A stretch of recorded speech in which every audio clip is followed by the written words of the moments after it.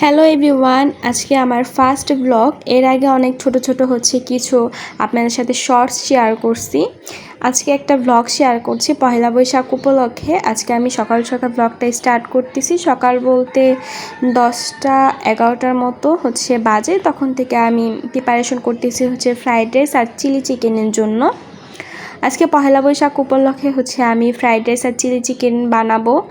আসলে বাঙালির ঐতিহ্য সকাল সকাল উঠে সুন্দর করে সাজুগুজু করে লাল সাদা পাঞ্জাবি শাড়ি পরে পান্তা আর ইলিশ মাছ খাওয়া, তাই না? সেটা আমরা অনেক ছোটোবেলা করতাম, সুন্দর করে সাজুগুজু করতাম। তারপর লাল সাদা পায়ে যে শাড়িগুলো থাকে এগুলো পরতাম, মেয়েরা ছেলেরা ফতুয়া পরতো। তারপর কি বলে সেটাকে, পাঞ্জাবি, সেটা পরতো। তারপর ওরা ঘুরতে যেত।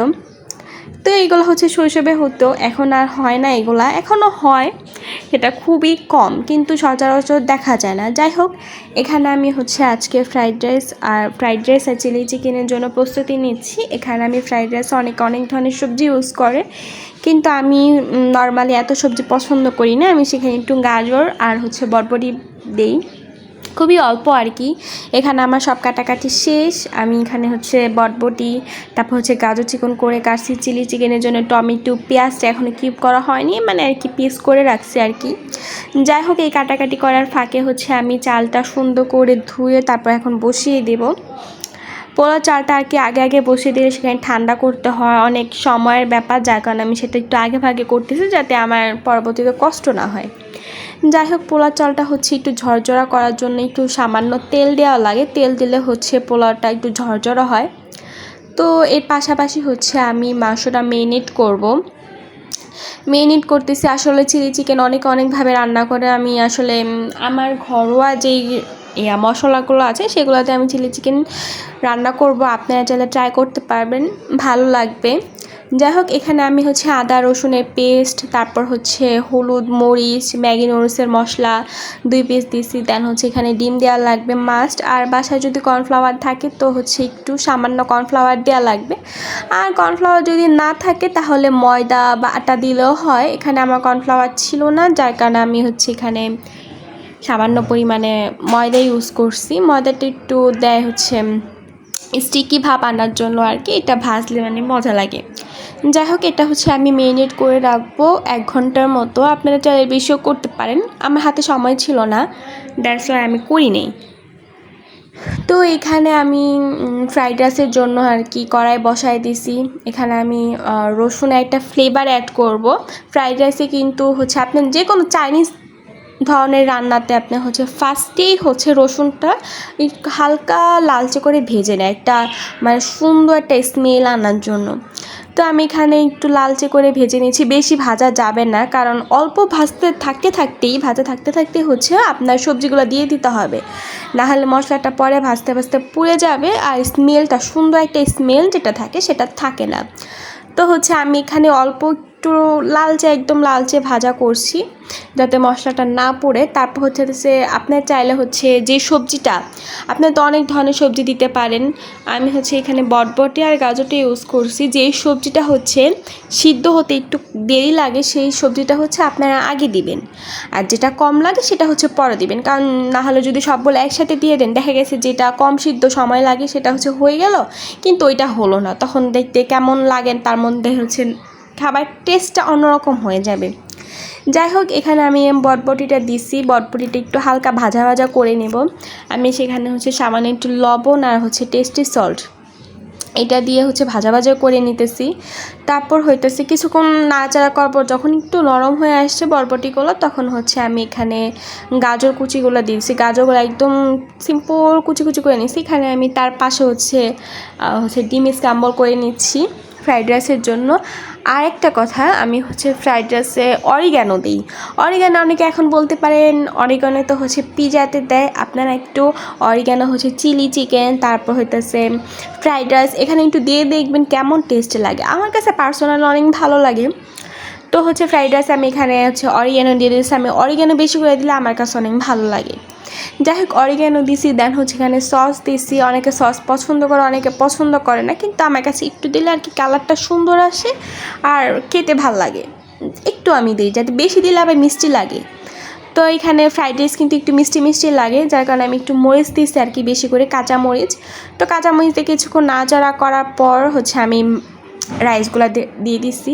আর এখানে এই যে আমার মুরগি প্রায় অন্য চুলায় ভেজে নিয়েছি আমি, একটু ভাজা ভাজা করে নিতে হবে মুরগিটা, কারণ একটু যখন মশলাটার সাথে আমরা মিক্সচার করবো তখন বেশিক্ষণ চুলায় রাখা যাবে না, যার কারণে অল্প মানে রাখা লাগবে। যার কারণে আমি আগে থেকে হচ্ছে আপনার যে চিকেনটা সেটা হচ্ছে আগে থেকে ভাজা ভাজা করে নিছি। আর এখানে হচ্ছে পেঁয়াজ, রসুন, টমেটো, গাজর না মরিচ, এগুলো দিয়ে একটু ভালো করে নাড়াচাড়া করলাম। তারপর হচ্ছে এখানে লবণ দিব না, কারণ আমার চিকেনে একটু লবণ বেশি হয়েছে, যার কারণে আমি এখানে লবণ দিব না। আর এই যে ওই যে বললাম আমার অরিগ্যানো পার্সোনালি অনেক বেশি ভালো লাগে, যার কারণে আমি অরিগ্যানো দিছি। আর হচ্ছে একটু টেস্টি সল্ট দেওয়া লাগে মাস্ট, কারণ যদি রেস্টুরেন্টের ফিল আপনি বাসায় বসে পেতে চান তাহলে অবশ্যই আপনার টেস্টি সল্ট দেওয়া লাগবে। যাই হোক আমি একটু টেস্টি সল্ট বেশি করে দিই। তারপর এখানে হচ্ছে আমি একটু গোড়ামরিচ দিব। তারপর এখানে গোড়ামরিচটা দিয়ে আবার ভালোভাবে একটু নাড়াচাড়া করবো, নাড়াচাড়া একটু মানে পেঁয়াজগুলো একটু নরম হয়ে আসবে, তারপর হচ্ছে টমেটোগুলো একটু নরম হবে, সেই পর্যন্ত আমি এটা একটু ভাজা ভাজা করবো। তারপর এখানে আমি দিচ্ছি যে টমেটো সস দিলে হচ্ছে কি আপনার এই যে কালারটা, সেই কালারটা দেখতে অনেক সুন্দর লাগে। আর আপনারা হচ্ছে চাইলে যে চিলি সসটা আছে না সেটা দিতে পারেন, সেটা দিলে একটু ঝাল লাগে। আসলে চিলি চিকেন হচ্ছে একটু মিষ্টি লাগবে, ঝাল লাগবে, এটা খেতে ভালো লাগে। অনেকে মিষ্টি পছন্দ করে, অনেকে দুইটা পছন্দ করে, তা আমার দুইটা মিলে আর কি ভালো লাগে, যার কারণে আমি হচ্ছে এখানে চিলি সস প্লাস হচ্ছে টমেটো সস দুইটা আর কি মিক্সচার করে দিছি। চিলি সসটা একটু কম দিছি যাতে ঝাল কম লাগে, যেহেতু আমি এখানে কাঁচামরিচ দিছি।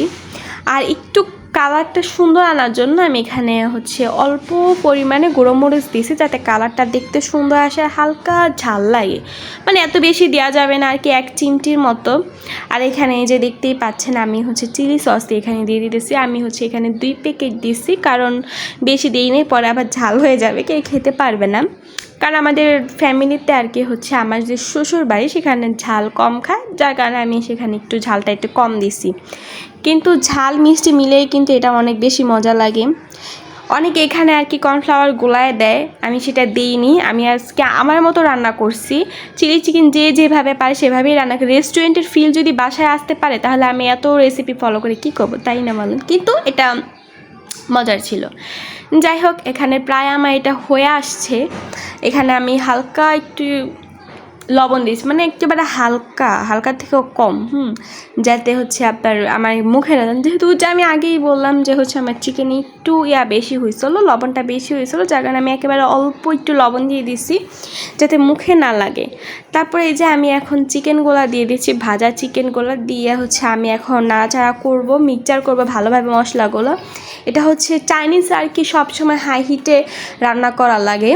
চাইনিজ জিনিস সব কিছুই হাই হিটে রান্না করা লাগে, তো আমি এখানে হাই হিট দিয়ে ভালোভাবে মিক্সচার করছি। এখানে আমি আর কোনো কিছু অ্যাড করব না, জাস্ট একটু তেল দিয়ে, মানে একটু তেলটা বেশি দেওয়া লাগে যাতে একটু মাখা মাখা লাগে। অনেকে পানি দেয়, কিন্তু আমি পানি টানি দিব না।